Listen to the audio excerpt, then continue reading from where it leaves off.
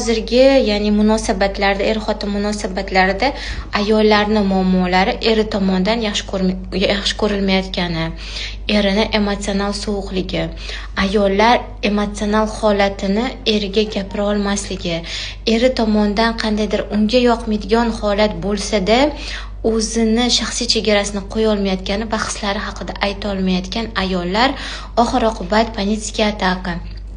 depressiya, suitsidga moyillik, agressiyasini o'zidan kuchsizlarga, bolalariga chiqarish holatlari yuzaga kelyapti. Ana endi bu yerda ham ayollarni o'zi haqidagi tushunchalari rol o'ynaydi. Ya'ni men yetarlicha yaxshi emasman, shu uchun ham erim menga shunaqa munosabat qilyapti. Yoki erim kimnidir ko'proq mendan yaxshi ko'radi, shuning uchun men u uchun muhim emasman degan tushunchalar bu bolalikda biz xohlagan sevgini berishmaganda, biz xohlagan e'tiborni berishmaganda, demak men yetarlicha onam uchun yaxshi emasman, shuning uchun menga shunaqa munosabat qilyapti